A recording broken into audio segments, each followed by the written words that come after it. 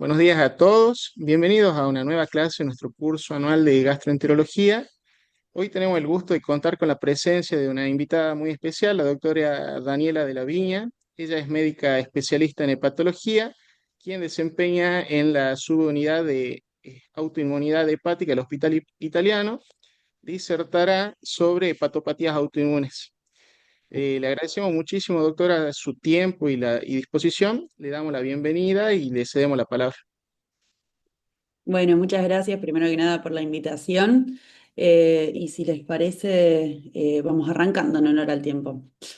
Bueno, eh, primero que nada, bueno, lo que es la autoinmunidad hepática, quería, a ver, pasar diapositivas. Acá.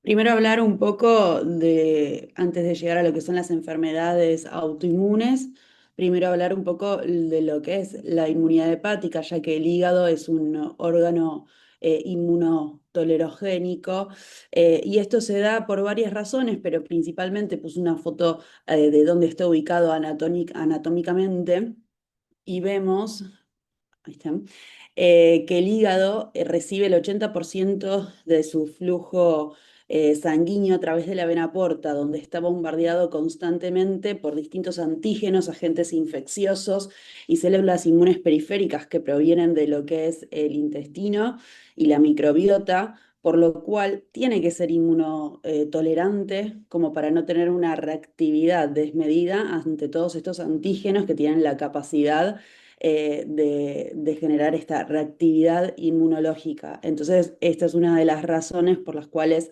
es muy importante que sea un órgano tolerogénico. Y esto se genera gracias a un balance que está en constante actividad, gracias a células propias del hígado, células inmunológicas, como son las células de Kupffer, que son los macrófagos especializados propios del hígado, las células T reguladoras, que generan todo lo que es un microambiente antiinflamatorio gracias a la secreción de citoquinas. Y vemos del otro lado que se encuentran, esperen que corro esto, ahí está, que se encuentran todo lo que son los antígenos de la microbiota intestinal, todo lo que son agentes infecciosos que ingresan al hígado, todo lo que va a promover esta inmunoreactividad. Entonces el hígado tiene que estar constantemente generando este balance para no generar mayor reactividad inmunológica frente a todos estos estímulos y tampoco ser tolerante ante todo, porque tiene que tener cierta reacción ante ciertos estímulos, ¿sí? Entonces, si nosotros vamos a la parte de la microscopía, de la parte anatómica de lo que es el hígado, podemos diferenciarlo en dos compartimientos virtuales, en realidad, porque están estrechamente conectados, lo que es el lobulillo hepático, donde se encuentra el sinusoide hepático, es un sinusoide con células fenestradas que generan este gran contacto con lo que es el hepatocito y las células estrelladas. Y por otro lado tenemos el espacio portal donde se encuentra el conducto biliar, la arteria hepática y la vena porta. Eh, y cuando hablamos de inflamación podemos intentar distinguir cuando la inflamación ataca lo que es el lobulillo, se va a representar como un cuadro de hepatitis, en este caso una hepatitis autoinmune. Y cuando ataca lo que es el espacio portal, se va a manifestar como colestasis y en lo que es la inmunidad vemos enfermedades como la colangitis biliar primaria y la colangitis esclerosante primaria. Ahora nos vamos a adentrar un poco más en lo que es las patologías que importan en esta clase. Primero que nada, la hepatitis autoinmune, que sabemos que es una enfermedad hepática inflamatoria, inmunomediada y caracterizada por anticuerpos circulantes, aumento de las inmunoglobulinas y alteraciones histológicas. Primero que nada, sobre la fisiopatología. Eh, Hay muchas teorías y hay varias que están muy descriptas. Primero, se cree que hay una situación alterada de esta inmunotolerancia que les comentaba, las células T reguladoras que son fundamentales para mantener este equilibrio. Se cree que están o disminuidas o defectuosas. También sabemos que debe haber un ambiente que sea propenso para generar esta inflamación. Después hay riesgos personales de cada paciente, a riesgos, alteraciones de factores genéticos que también influencian en esto, la presencia de infecciones virales y bueno, también está muy descrito lo que es la enfermedad, la hepatitis autoinmune asociada a drogas, que es dentro un poco otro capítulo dentro de lo que es la hepatitis autoinmune, pero que los hallazgos fisiopatológicos son muy similares. Entonces, todos estos factores de riesgos se generan esta alteración de la inmunotolerancia y generan una respuesta inmune importante que termina desencadenando en la hepatitis autoinmune. Hablando un poco de epidemiología, sabemos que es una enfermedad que es mucho más frecuente en mujeres, alrededor de entre un 71 y 95% son mujeres los que padecen esta enfermedad y tiene una incidencia de 1,9 a 2,2 cada 100.000 habitantes, que esto va variando según la población. Y tenemos dos picos de edades, se habla alrededor de la tercera década de vida y otro pico alrededor de la sexta, séptima década de vida, donde aumenta la prevalencia de esta enfermedad. ¿Y cómo se presenta? Bueno, la verdad que la hepatitis autoinmune la tenemos que sospechar siempre en hepatología y le decimos como la gran simuladora, ya que tiene muchas formas de presentación, desde en pacientes que están asintomáticos y se presentan en el consultorio con una leve alteración del hepatograma y se encuentran con síntomas inespecíficos, para lo cual tenemos que tener una alta sospecha clínica. También se puede presentar como una hepatitis aguda, como una falla hepática fulminante, o ya con un paciente con cirrosis que puede estar compensado o descompensados. Y todo esto es el espectro de esta misma enfermedad con distintas formas de presentación al momento del diagnóstico. ¿Y cómo hacemos el diagnóstico? Bueno, la verdad que no es tan simple, ya que no hay ningún estudio que sea patoneumónico que nos diga el paciente tiene una hepatitis autoinmune. Entonces, es muy importante excluir otras causas de alteración del hepatograma o, bueno, según la forma de presentación que tenga. Y tenemos que descartar todo lo que son hepatitis virales, hepatotoxicidad, más el LIV y otras enfermedades que también se pueden presentar de esta forma y siempre tenemos que sospecharlo, más que nada cuando estamos frente a un paciente que es mujer, que es joven, que tiene antecedentes familiares o que tiene enfermedades autoinmunes asociadas. En esas situaciones tenemos que elevar aún más la sospecha. Y bueno, ¿cómo hacemos el diagnóstico? Si bien decíamos que no hay ningún estudio que nos haga el diagnóstico per se, tenemos que ir como juntando piezas del rompecabezas como para llegar al diagnóstico. Primero que nada, lo que es la bioquímica, habitualmente se presenta con un aumento de transaminasas. Desde la parte inmunológica vamos a tener hipergamaglobulinemia, aumento de IgG, y vamos a tener probablemente anticuerpos circulantes desde FAN, asma, LKM, que ahora les cuento un poco más sobre ellos. Y desde el punto de vista de la histología, vamos a ver hepatitis de interfase, necrosis periportal y algunos otros hallazgos que nos tienen que ayudar a hacer el diagnóstico. Y para esto tenemos ahí criterios, estos son los criterios simplificados para el diagnóstico de hepatitis autoinmune, que obviamente no superan lo que es no superan lo que es la sospecha clínica que tengamos nosotros, están hechos más que nada para lo que son estudios de investigación, pero obviamente nos sirven para apoyar el diagnóstico. Y vemos que los criterios utilizan lo que es la presencia de anticuerpos, algunos más específicos que otros, la presencia de inmunoglobulina, una histología que sea compatible. Y fíjense que también la ausencia de hepatitis virales suma puntos en este score. Por eso es importante esto de descartar otras patologías. Y juntando este score sacamos un puntaje que nos lo va a definir como una hepatitis autoinmune posible, probable o ya más probable. Entonces, el diagnóstico lo podemos hacer con estos tres puntos, lo que son las transaminasas, las gamaglobulinas y anticuerpos y una histología compatible. Entonces es como que tenemos que ir juntando las piezas de un rompecabezas para llevar al diagnóstico. Con respecto a las transaminasas, la verdad que el valor que se presenta no correlaciona con el grado de inflamación en la histología y sabemos que puede ser desde valores levemente aumentados hasta más por 50, depende de la forma de presentación que tengan.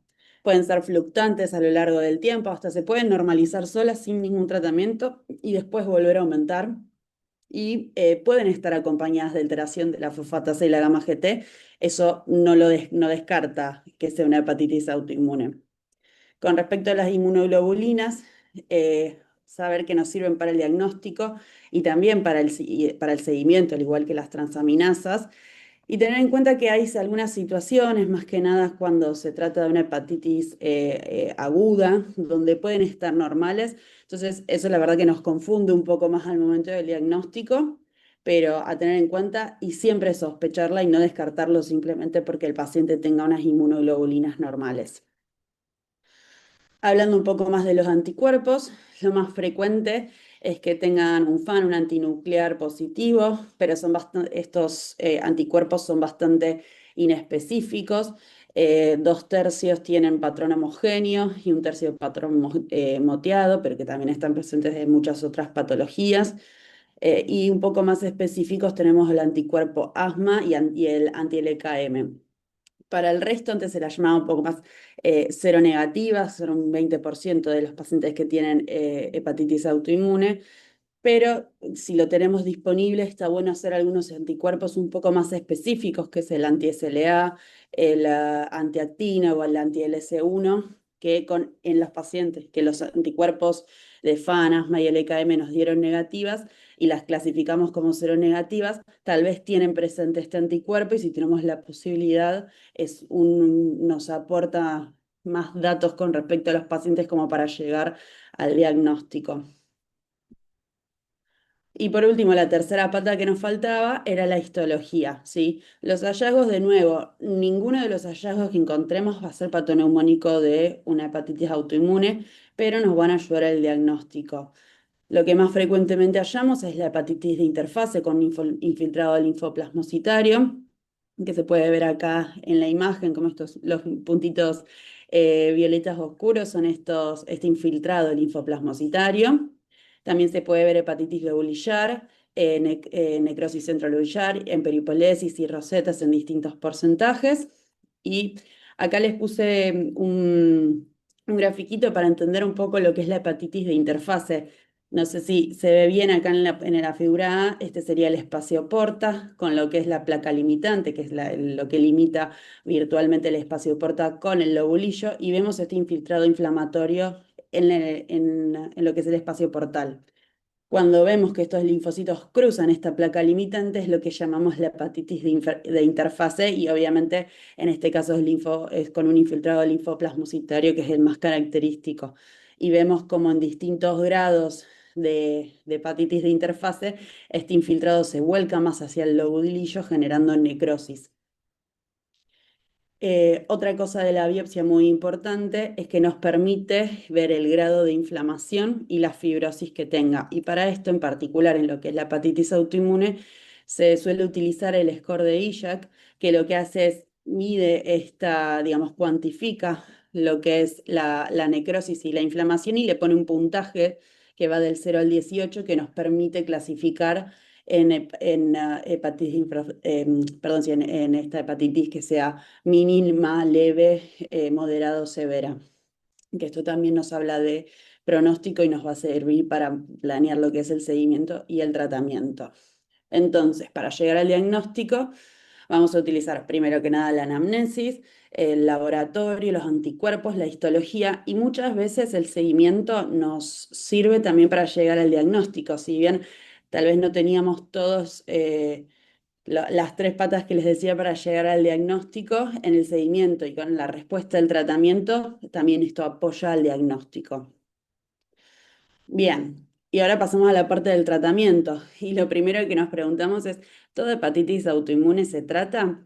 Bueno, lo que está descrito en que cuando hay casos de enfermedad leve, cuando este score histológico de IJAK que les contaba es mínimo, que es menor a 3/18, y cuando las transaminasas están en valores bajos y no hay una fibrosis avanzada en la biopsia, podemos pensar, según las comorbilidades de los pacientes, y la edad, sabiendo que el tratamiento es un tratamiento inmunosupresor, podemos considerar tal vez en seguirla y no tratarla como trataríamos a todas.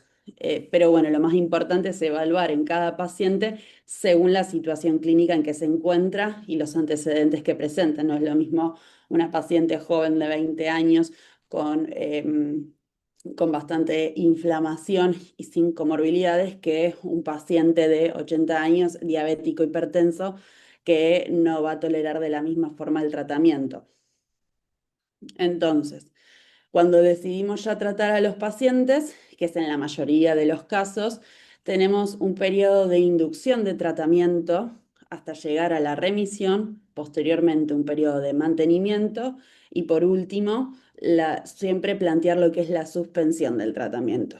Primero con lo que es la inducción, ya hace más de 50 años está descrito el tratamiento con corticoides, con prednisona o meprednisona según la disponibilidad, sumado a lo que es la azatioprina, ¿sí?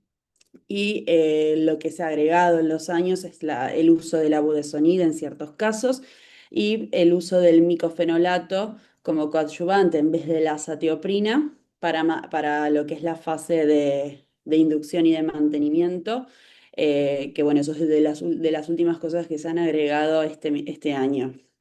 Y justo acá les ponía este trabajo que es del 2023, que comparó el uso en 70 pacientes con hepatitis autoinmune, el uso del corticoide más la cetoprina versus el corticoide más el micofenolato. Y la verdad que se vio que tenía una muy buena respuesta, hasta mejor en lo que es la remisión bioquímica. Y gracias a este trabajo, en la última guía europea que salió hace un mes, se incluye al micofenolato como también tratamiento de primera línea a la par de la azatioprina. Bueno, ¿y cómo es el tratamiento? Va a depender un poco frente a qué paciente estemos, ¿sí? Un paciente que se manifiesta con una hepatitis asintomática o con una leve alteración de las enzimas, que lo estamos viendo tal vez en consultorio, se indica primero lo que es la dosis de la meprednisona. Esta es de una guía que donde no figura todavía lo del micofenolato, que esto fue un poco más nuevo, pero sí describe cómo se inicia el tratamiento con el corticoide. Habitualmente se utilizan dosis de meprednisona de 0,5 miligramos kilo día. Y en estos casos se puede también utilizar el budesonide, más que nada para evitar los efectos adversos de la meprednisona a una dosis estándar de 9 miligramos días. Y posterior a las 2 semanas, viendo la respuesta por laboratorio, se le agrega la azatioprina en una dosis de 50 miligramos por día y que posteriormente se puede ir aumentando según la respuesta que tenga a 1 o 2 miligramos kilo día. Una vez que pasamos este periodo de inducción, se le van a ir haciendo controles de laboratorio a los pacientes para ir haciendo un tapering de corticoides, manteniendo la azatioprina o el micofenolato según el esquema que hayamos elegido. Y hay que ir reevaluando a los pacientes, ¿sí? Si vemos que mantienen el control de lo que es las enzimas hepáticas y las inmunoglobulinas que utilizábamos para el seguimiento, como habíamos dicho antes, se puede ir bajando el corticoide hasta dejando dosis mínimas y se sugiere, según obviamente qué paciente tengamos delante, pero cuando se llega a una remisión durante un periodo de 2 años, plantear lo que es la suspensión del tratamiento corticoide y obviamente ir controlándolo. Y lo que se sugiere, o por lo menos nosotros hacemos en nuestro centro, es en estos casos hacer una biopsia hepática para no solamente corroborar esta remisión bioquímica, sino ver también de que haya una remisión histológica y no se vea la inflamación que se veía al diagnóstico, ¿sí? Y esto nos ayuda para evitar lo que son las recaídas al momento de suspender la medicación. Después, cuando estamos frente a un paciente que lo diagnosticamos ya en un estadio de cirrosis, en los casos de cirrosis compensada o descompensada, esto también va a variar el tratamiento. Ya cuando tenemos una cirrosis instaurada, se desaconseja el uso de la budesonida y la azatioprina solamente se reserva para pacientes con cirrosis compensada. Está contraindicado su uso en pacientes con descompensaciones y en esos casos utilizamos solamente el corticoide. Nuevamente se hace un seguimiento y se va valorando la respuesta mediante laboratorios y en estos casos uno se replantea a largo plazo la suspensión de la inmunosupresión porque las recaídas son frecuentes y en los casos donde ya hay una cirrosis, una recaída puede generar y desencadenar la descompensación de la cirrosis. Entonces, no solamente se usa biopsia, sino que se mira muy de cerca y son pacientes muy seleccionados a los cuales se termina suspendiendo la medicación, que se puede hacer, pero hay que saber los riesgos que conlleva. Y ya cuando estamos frente a un paciente con una hepatitis aguda grave, una falla hepática fulminante, no se utiliza el budesonide, no se utiliza tampoco la azatioprina, sino que se utiliza el corticoides y ya dosis un poco más altas, alrededor de 1 mg/kg día. Y obviamente se hace el seguimiento de la respuesta, como habíamos hablado antes, obviamente con laboratorios probablemente que sean más frecuentes y siempre hay que ir reevaluando a los pacientes.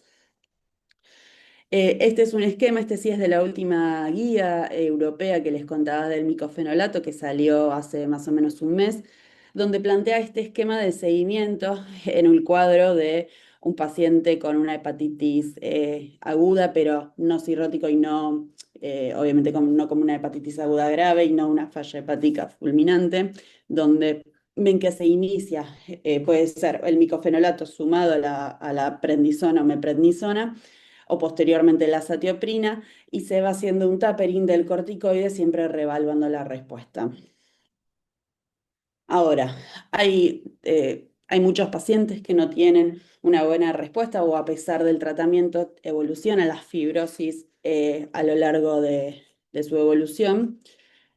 Y sabemos que hay factores que son de mal pronóstico que nos tienen que hacer ver a los pacientes un poco más de cerca. Primero que nada, que el paciente sea joven, que la respuesta al tratamiento sea retardada, digamos, que cueste que el paciente o demore más el paciente en llegar a la remisión bioquímica, que tenga cirrosis al momento de diagnóstico. Hay algunos tipos de hepatitis que antes se diferenciaban más entre tipo 1 y tipo 2, que no cambian demasiado a lo que es a la práctica, por eso está un poco en desuso esta clasificación, pero sí sabemos que hay ciertos anticuerpos y ciertas, esto es lo que es la tipo 2, que es más frecuente en niños, que está asociada a un peor pronóstico. También los valores de gamma globulina muy elevados al momento del diagnóstico y los valores bajos de ferritina al diagnóstico también son de mal pronóstico. La deficiencia de vitamina D, obviamente una forma aguda de presentación. Hay algunos HLA descriptos que también se asocian a mal pronóstico, que eso en la práctica diaria no lo solemos tener disponible, pero sí está descripto. Y lo que es el MEL mayor de 12 puntos al debut también es de mal pronóstico. Y bueno, este es un trabajo del 2022 que lo que hizo es eh, ver qué pacientes, digamos, ponerles un nombre a lo que es la respuesta al tratamiento de cada paciente, porque había un montón de cosas descriptas y nadie se ponía de acuerdo. Entonces clasificó a los pacientes no respondedores como los pacientes que no disminuían el 50% de las transaminasas al mes de iniciado el tratamiento. Y después a los pacientes con respuesta insuficiente, los que eran los pacientes que no normalizaban las enzimas ni la IgG a los 6 meses de iniciado el tratamiento, y se habló de lo que es remisión cuando en cualquier momento de la evolución y del seguimiento se realizaba una biopsia y se veía un score de IGEC menor a 4, era un paciente en remisión. Y esto no se hizo tan aleatoriamente porque se vio que estos pacientes al mes y a los 6 meses de tratamiento que no cumplían estos parámetros tenían una mayor mortalidad o necesidad de trasplante a largo plazo. Entonces, por esa razón es que se unificaron lo que son todas estas definiciones para que todos hablemos el mismo idioma, básicamente. Otro tema es el FibroScan, el seguimiento. Está descrito de que tiene una buena correlación con lo que es la remisión bioquímica y se recomienda hacer a partir de los 6 meses de iniciado el tratamiento como una forma no invasiva de cuantificar la fibrosis a lo largo de la evolución de la enfermedad de nuestros pacientes. Y por último, hablo un poco de lo que es la suspensión del tratamiento. Esto lo planteamos cuando ya hay alrededor de unos 2 meses 2 meses, perdón, no, 2 años de iniciado el tratamiento y vemos que hay una revisión bioquímica, histológica, Y les puse acá son dos trabajos, el primero de la izquierda donde se realizaron biopsias hepáticas previo a suspenderlo y se vio que la inflamación que se veía en la biopsia eh, cambiaba muchas veces lo que era el tratamiento. El paciente que pensábamos suspender la inmunosupresión, veíamos a veces que tenía inflamación en la biopsia, por lo cual continuaban con la medicación y a los que no tenían inflamación se lo suspendían y estos tenían una tasa de recaída menor al tener esta información. Y por el otro lado, en la derecha, en este estudio, sin biopsia se le suspendió la inmunosupresión y se vio qué parámetros tenían no invasivos de recaída. Y los pacientes que recayeron se vieron que si bien tenían valores de IgG, de gamma-globulinas y de transaminasas normales, eran levemente mayores de lo que eran los valores en los pacientes que mantuvieron la remisión posteriormente a la suspensión. Entonces, un parámetro a ver de que tengan estos valores de 0,5 del valor normal. Se habla lo que son las enzimas y las inmunoglobulinas, y esto podría ayudarnos a decir que van a tener menos chances de recaídas.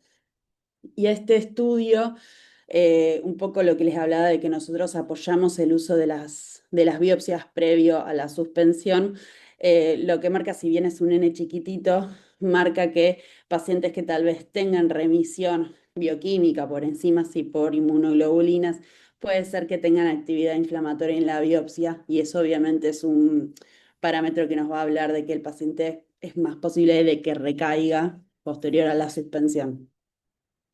Entonces, a tener en cuenta esto para el seguimiento de estos pacientes, es importante realizar también screening de enfermedades autoinmunes asociadas. Sabemos que son más frecuentes y está recomendado hacer el screening de enfermedad tiroidea, de enfermedad celíaca y después según la sintomatología del paciente y no olvidarnos en el seguimiento de realizar vacunación, densitometría para valorar lo que es la salud ósea de nuestros pacientes que están bajo tratamiento corticoideo, valoración por oftalmología, también se sugieren algunas guías, también por el uso de los corticoides, y no olvidarnos de la posibilidad de embarazo, porque son pacientes inmunosuprimidos, que muchas medicaciones como el micofenolato están contraindicadas en el embarazo, y más que nada, porque son muchas pacientes, mujeres jóvenes que estamos en seguimiento, entonces es importante tener en cuenta y charlarlo.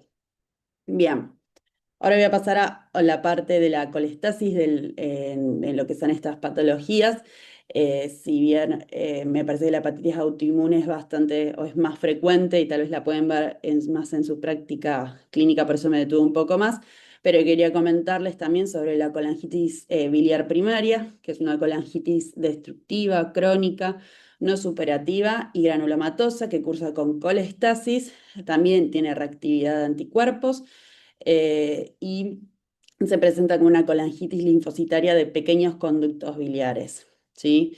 No me voy a detener demasiado en la fisiopatología, pero sepamos también de que hay una predisposición genética, hay factores ambientales, al igual como les comentaba en la hepatitis autoinmune, que ayudan a desencadenarlo este ambiente proinflamatorio que va a ayudar a generar la CBP y que se caracteriza por una destrucción de conductos biliares, presencia de colestasis, y esto se da secundariamente a la acumulación de ácidos biliares en cantidades tóxicas que genera este daño hepatocitario y del colangiocito también. Está dividido en lo que es una etapa silente, otra asintomática y otra sintomática. En la silente vemos lo que es el AMA positivo, tal vez que en un paciente que no tiene colestasis, con una FAL normal, y estos pacientes habitualmente los seguimos porque sabemos que algunos de ellos tienen la capacidad de posteriormente evolucionar en otra fase de una CBP. Y vemos después que en la fase asintomática ya empieza a aumentar lo que es la fosfatasa alcalina y se genera esta inflamación y esta destrucción de los conductos biliares hasta donde pasa posteriormente una fase sintomática, donde la destrucción de estos conductos biliares por los ácidos biliares tóxicos que se van acumulando generan prurito, astenia, que son los síntomas característicos, y finalmente lo que es el aumento de la bilirrubina. Los síntomas, bueno, lo más característico es la astenia, la picazón, el ojo seco y boca seca, que se asocia mucho a lo que es el síndrome de Sjögren eh, y también está asociado obviamente a lo que es la hiperbilirrubinemia, lo vemos como la ictericia y los antelasmas por el tema del colesterol que está alterado, aumentado en estas patologías, porque tiene mucho que ver con lo que es la síntesis de los ácidos biliares. Hay distintas formas de presentación. Tenemos la forma clásica, donde se ve una disminución progresiva de los conductos biliares, una forma hepatítica, que es más grave también, donde hay afectación del lobulillo con una fibrosis más rápida y precoz. Y por último, una forma ductopénica, que por suerte es menos frecuente, donde genera una ductopenia prematura y una rápida progresión a la fibrosis. ¿Cómo hacemos el diagnóstico? Bueno, tenemos nuevamente tres pilares para hacerlo.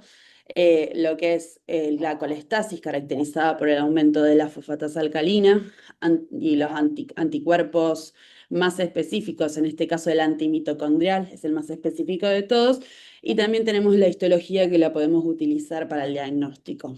Con dos de estos tres puntos ya podemos hacer el diagnóstico de la CBP, es decir, un paciente de una fala aumentada con un antimitocondrial positivo, ya tenemos un diagnóstico. Los anticuerpos, bueno, el más específico es el antimitocondrial, que está presente en el 90% de los pacientes y que sabemos que hay un pequeño porcentaje de la población general que lo tiene positivo sin presentar colestasis y que tiene este riesgo potencial de desarrollar la CBP, que podría estar en fase preclínica. Hay otros anticuerpos que son menos sensibles, pero más específicos, como el anti-GP210, el SP100 o el anticentromérico, que también los podemos buscar en este 10% de los pacientes con CBP que son AMA negativos. Con respecto a la histología, como dijimos, una colangitis linfocitaria no supurativa, granulomatosa, que evoluciona a colestasis, ductopenia y fibrosis, entonces la podemos encontrar en distintos estadios de la colangitis, o ya cuando hay pérdida de ductos, puede haber hepatitis de interfase también, o ya encontrarla en un estadio de cirrosis. Esto que les hablaba de las patologías asociadas, es muy importante sospecharlo. Lo que es el síndrome de Sjögren es el que se asocia más frecuentemente, pero también está el síndrome de Raynaud y la tiroiditis Hashimoto, que la tenemos que sospechar. Factores de mal pronósticos en la CBP, bueno, el estadio histológico en lo que lo encontremos, obviamente tiene un peor pronóstico en lo que es la mortalidad y la sobrevida libre de trasplante. Los valores de bilirrubina y de FAL al diagnóstico, la variante clínica, como les contaba, la ductopenia o la forma hepatítica son de peor pronóstico. La edad del paciente, cuando es menor es peor, el sexo masculino, cuando hay una superposición con hepatitis autoinmune, hay algunos perfiles de anticuerpos como el GP210 que son de peor pronóstico, el valor del FibroScan, algunos scores no invasivos y obviamente la respuesta al tratamiento. Para estratificar el riesgo de forma no invasiva se utiliza el FibroScan y se sugiere hacer un seguimiento cada 2 años, y el aumento de los kilopascales se asocia a peor evolución. Y hablando yo un poco de tratamiento, acá les puse una foto de un oso porque el tratamiento de primera línea es el ácido urso desoxicólico, que es el ácido biliar principal de los osos y se encontró en China, que se utilizaba antes lo que era la bilis de los osos para tratar enfermedades hepáticas, y posteriormente se descubrió que era gracias a este ácido biliar hidrofílico que generaba su beneficio y se empezó a utilizar en esta enfermedad. Y este es un ácido biliar que es colerético biliar, es citoprotector, antiinflamatorio y antiapoptótico. Es muy bueno. Lo que tiene de malo es que el 30-40% de los pacientes que lo reciben no tienen respuesta. Entonces, para ello, primero tenemos que decir qué es tener respuesta o no. Hay un montón de criterios descriptos de respuesta. Uno que los dejo acá un poco para que vean las distintas variabilidades de los valores de fosfatasa y de bilirrubina que hablamos cuando decimos respuesta al tratamiento.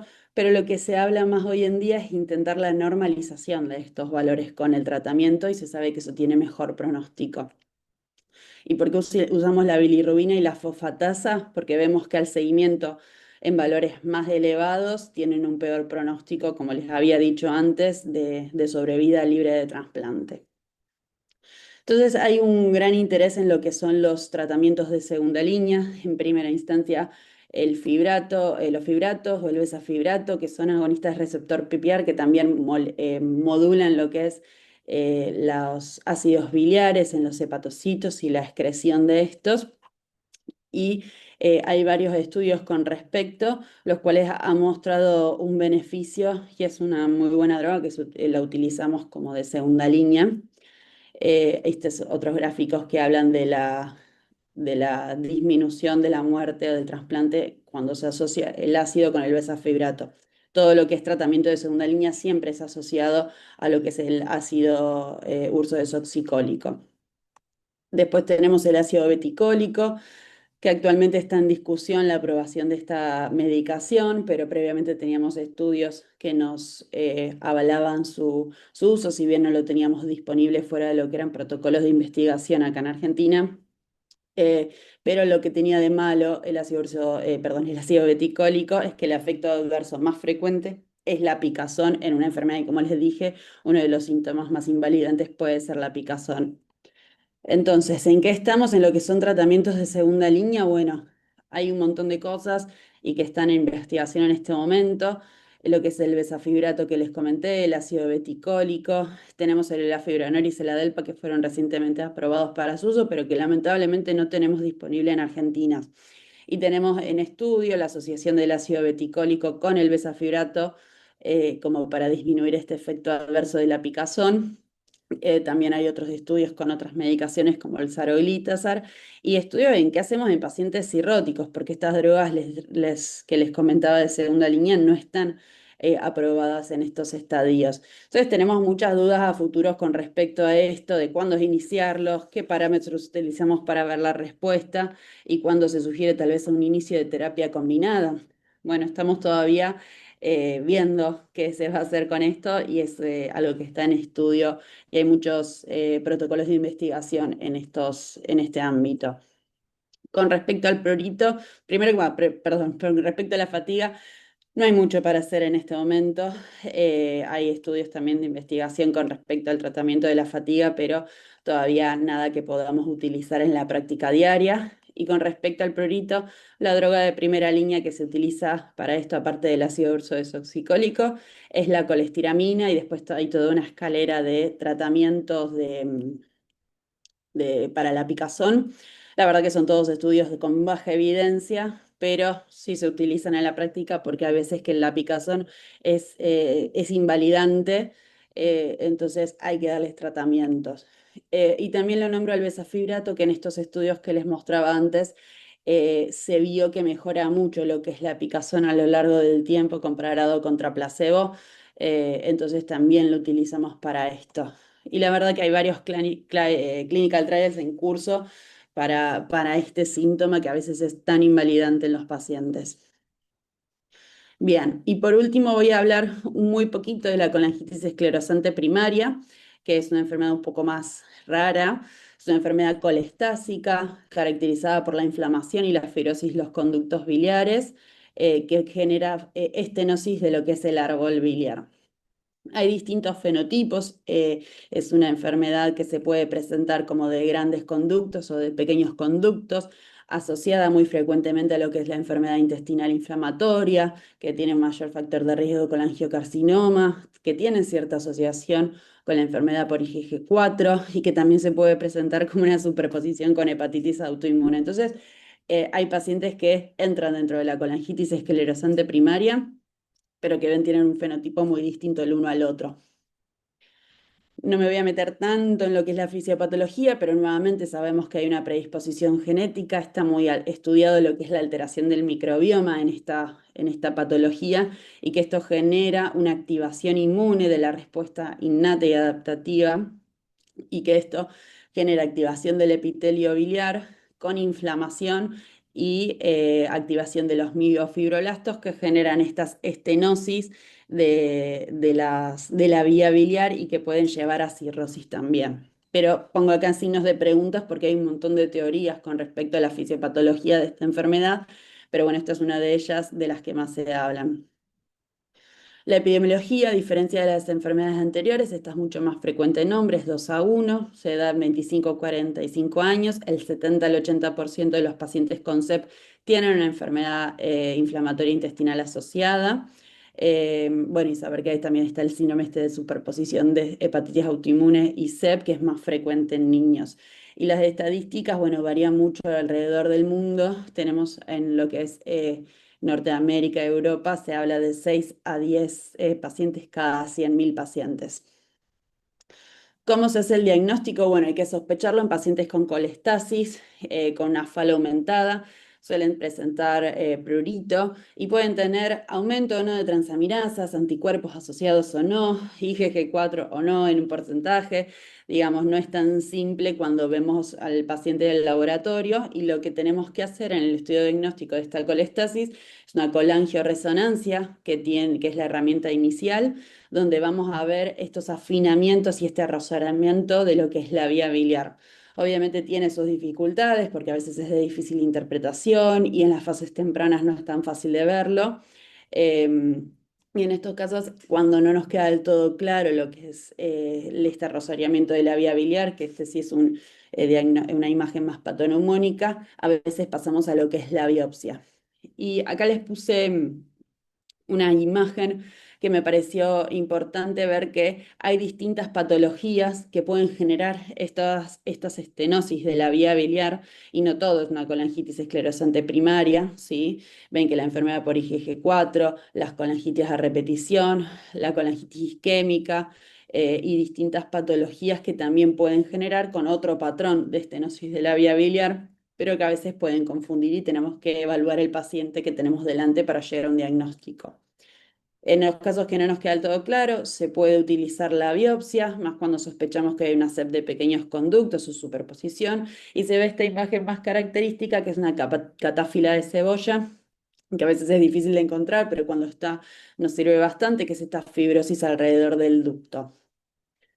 Hablando un poco de lo que es la historia natural, acá este cuadro me gustó porque comparaba la evolución de la parte hepática con la parte de la actividad inflamatoria intestinal, y ven que van en paralelo, pero no tienen mucho que ver. La enfermedad inflamatoria intestinal puede tener sus reactivaciones y esto no tiene que ver con la reactivación que pueda tener la enfermedad a nivel hepático.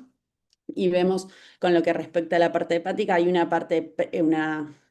fase preclínica, otra fase sintomática donde aumenta lo que es la fibrosis, la colestasis y los síntomas, y después el paciente puede evolucionar a lo que es cirrosis y requerir un trasplante con una posterior recurrencia.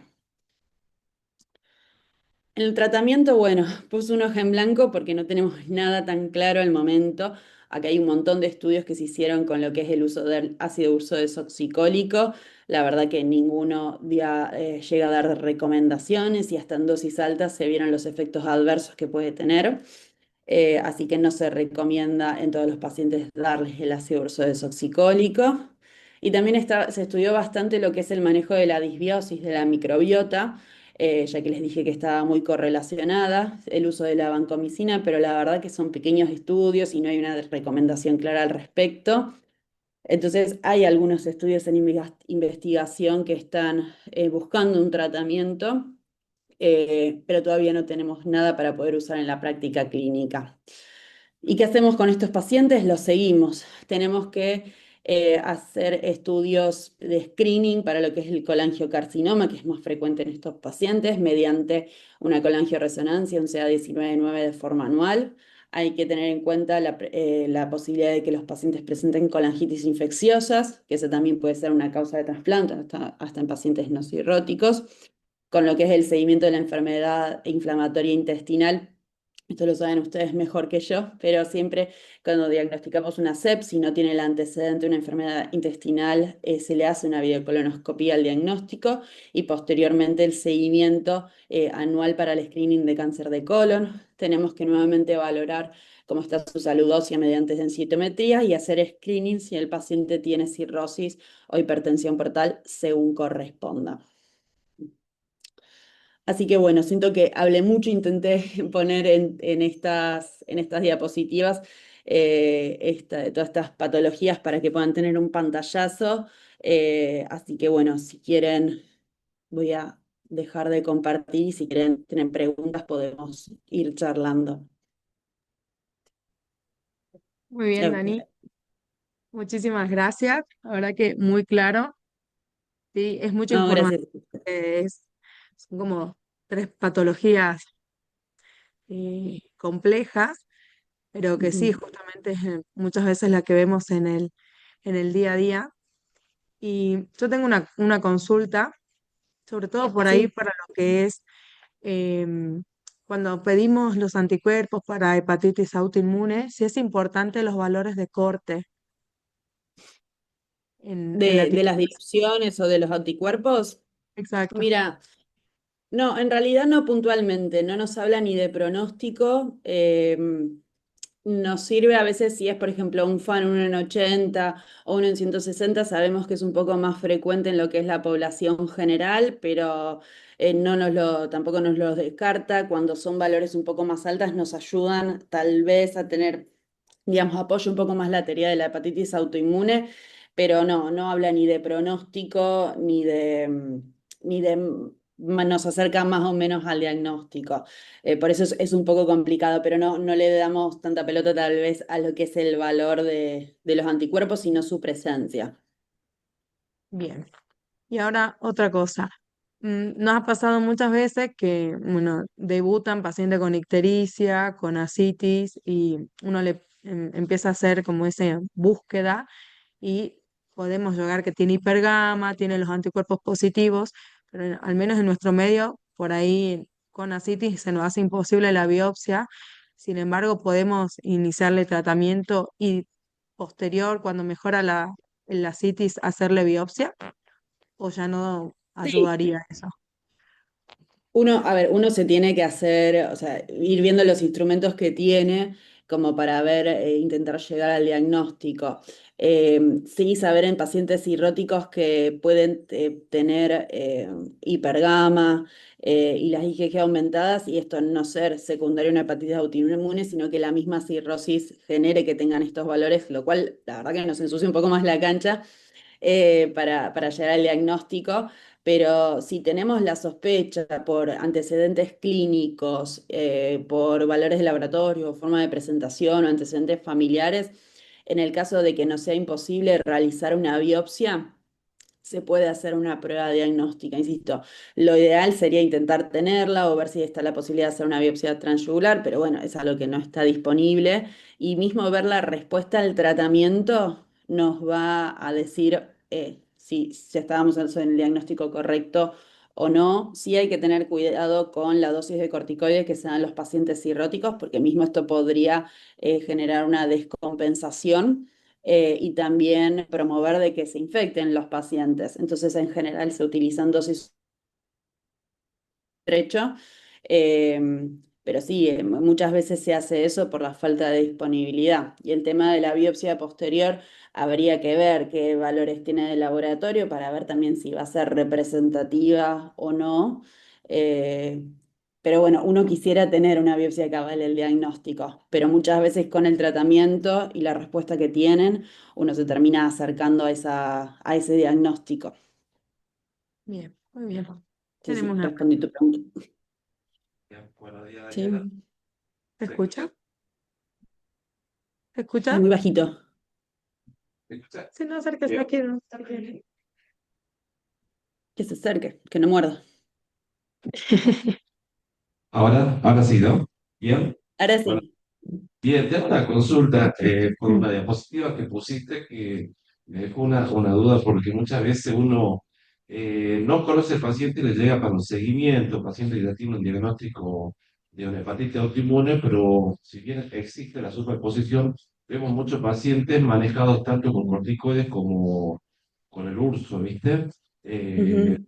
Se dice que es una hepatitis autoinmune con un componente colestásico, pero por ahí es fácil poner la medicación, pero después sacar la medicación. Y hay una diapositiva que vos pusiste que a veces la CBP puede simular una hepatitis de interfase. Por ahí si no Sí, estamos haciendo diagnósticos erróneos de hepatitis autoinmune y estas son CBP realmente y entonces la droga que habría que intentar dejar sería el corticoide. No sé si pasa comúnmente esto, pero hay muchos pacientes manejados con ambas drogas y diagnosticados como hepatitis autoinmune con componentes colestásicos. Esa es Mm. una pregunta. Y la segunda era si ustedes ya tienen su experiencia propia en cuanto al uso de primera línea del micofenolato en la HAI, de reciente diagnóstico. Ujú. Sí, con respecto a la primera pregunta, em, creo que muchas veces vemos pacientes tratados o interpretados como superposición y que terminan a veces siendo una CBP inflamatoria. Es más frecuente eso que una superposición CBP, pero bueno, el diagnóstico obviamente se hace mediante la biopsia, ahí la inmunoserología ayuda un montón, porque no es lo mismo un paciente con una hepatitis autoinmune con o sin un AMA positivo y qué hallazgos se encuentran en la biopsia. Y es muy difícil sacar la medicación una vez que está puesta, o sea, para hacerlo uno tiene que hablarlo con el paciente, explicarle los riesgos, beneficios que tiene y obviamente tener un seguimiento estrecho. Sin eso sería mejor tal vez no hacer tantos cambios porque si no va a ser un poco más complejo. Pero sí, yo creo que hay más CBPs inflamatorias que superposiciones y que a veces estamos sobretratando a los pacientes y muchas veces con el tiempo y la respuesta al tratamiento tenemos ahí un diagnóstico más claro. Y con lo que respecta al micofenolato, la verdad que experiencia propia no tengo puntualmente como para decir la indicamos en primera instancia. Sí, previamente a esta última actualización de la vía, el micofenolato estaba como droga de segunda línea o en pacientes que no toleraban la zatioprina. Y en esos casos sí tenemos pacientes con los cuales están con meprednisona y micofenolato con esa indicación, los cuales la verdad que han tenido una buena respuesta similar a lo que era la zatioprina, pero insisto, esto de la experiencia nuestra, pero tenemos ahora estudios que avalan esta indicación, así que podría ser una opción terapéutica válida. Es una opción terapéutica válida. La verdad que eso es algo nuevo que no Ujú. en conocimiento. Y acá hay una pregunta, bueno, en parte también el doctor Lotero ha ayudado a responder en el chat. ¿Qué rol, si la gamma GT juega algún rol en respuesta al tratamiento de la CBP? Y, No, perdón, sí. y después, si en los síndromes de superposición, ¿qué elementos se tienen en cuenta para elegir el tratamiento y cómo se hace el seguimiento en este caso? Ujú. Bueno, en lo que es con respecto a la gama GT, en realidad lo que es la respuesta al tratamiento se mide más que nada por la fosfatasa alcalina y la bilirrubina según el criterio. La gama GT, si bien sabemos que acompaña a la FAL, no está descrita en lo que son los criterios. Si bien en la práctica clínica obviamente que la miramos, pero nos preocupamos un poco más por la FAL, que es la que está demostrada que ve el pronóstico. eh, de nuestros pacientes. Y con lo que respecta, para que estaba buscando, la de superposición era la otra, ¿no? Así es. Eh, para, perdóname, ¿cómo era la pregunta? En los síndromes de superposición, ¿qué elementos se tienen en cuenta para elegir el tratamiento y cómo se lo sigue? Mira, yo creo que depende mucho del paciente y del estadio que se encuentre, por esto que les decía de que hay muchas CBPs inflamatorias que sospechamos porque vemos un gran aumento de transaminasas, que pueden también tener un FAN positivo, que es inespecífico, y una biopsia con hepatitis de interfase, y esto no siempre habla de una hepatitis autoinmune. Entonces, según el paciente que tenemos delante, vamos a ir definiéndolo. A ver, el tratamiento se hace con inmunosupresión asociado al ácido urso desoxicólico en lo que es en lo que es la superposición y el seguimiento del tapering de corticoides es similar en lo que es la hepatitis autoinmune, si bien no está tan descripto, pero uno entiende que el objetivo que tenemos es que estén con la menor cantidad de inmunosupresión posible para evitar los efectos adversos, evitando lo que es la progresión de la fibrosis del paciente, ¿sí? Pero bueno, insisto en tener en cuenta estas CBPs inflamatorias que a veces uno se olvida de que tienen muchas veces esta forma de presentación y depende el paciente, digamos, hay que valorarlo puntualmente a cada paciente y tal vez en algunos casos decir, bueno, iniciamos con un tratamiento con ácido urso desoxicólico, pensando que es una CBP inflamatoria. En estos casos siempre se sugiere tener una biopsia más cuando sospechamos superposición y ver posteriormente la respuesta, siempre con un seguimiento estrecho y explicándole al paciente, estamos haciendo esto justamente para, eh, para valorar su evolución y teniendo en cuenta que los efectos adversos del ácido urso desoxicólico son muy pocos, en general es muy bien tolerado, a diferencia de lo que son los corticoides. Entonces, a veces uno podría tal vez plantear hacer una prueba diagnóstica corta con un seguimiento y explicándolo. Tal cual. Perfecto. Bien. Aquí en el auditorio por ahora no hay preguntas, pero a ver justo. Hizo un comentario, dice, tomando en cuenta la fase asintomática de la CBP, ¿vale la pena hacer alguna clase de screening basado en los scores de riesgo? Y o si No. hacer algo para llegar a fases tardías. La realidad es que no. Lo que hacemos con estos pacientes muchas veces es seguimientos anuales con laboratorio, con un hepatograma y les consultamos de los síntomas que tienen. No hay ningún score de riesgo, por lo menos que yo conozca, para ver esto. Sabemos que tienen la capacidad de eventualmente evolucionar a una fase sintomática de la CBP, pero a veces tal vez no lo hacen en toda su vida, ¿sí? Hay algunos médicos o centros que en estos pacientes lo biopsian, porque vieron que yo les dije que necesitábamos 2 de 3 de los pilares diagnósticos para la CBP, que era el AMA o la FAL o una biopsia compatible. Entonces, si tenemos un AMA positivo y una biopsia compatible, en realidad uno podría hacer un diagnóstico e iniciar un tratamiento. Es complejo después el seguimiento de ese paciente que nunca tuvo colestasis, pero si vemos que en la biopsia tiene actividad inflamatoria biliar del espacio porta, uno podría tratarlo, o sea, la indicación está descrita claramente. Pero bueno, también uno dice, bueno, voy a biopsiar a todos los pacientes asintomáticos AMA positivos, uno también se lo plantea. Entonces, bueno, hay en algunos centros que sí se hace, que a ver, no es que está mal, pero bueno, uno lo charla también con los pacientes. Hay muchos pacientes a veces también que me han dicho, tengo un AMA positivo, vos me contaste y estuve leyendo que esto me puede derivar a una CBP, quiero saberlo sí o sí, por favor biopsiame. Y bueno, esos pacientes los terminas biopsiando muchas veces. Pero esto hablado con el paciente y sí, lo que hacemos es tener un seguimiento, pero no hay ninguna forma de evitar el diagnóstico, ningún tratamiento profiláctico. Muy bien. Perfecto. Muchas gracias, Dani. La verdad que muy claro todo y agradecemos tu participación. Bueno, cuando quieran, me alegra mucho participar y ayudarlos. Y lo saqué, pero en la última diapositiva habías dejado mi contacto por cualquier cosa si tienen alguna duda. Si no, bueno, que vos tenés cualquier cosa, me avisas. Bien, perfecto. Muchas gracias.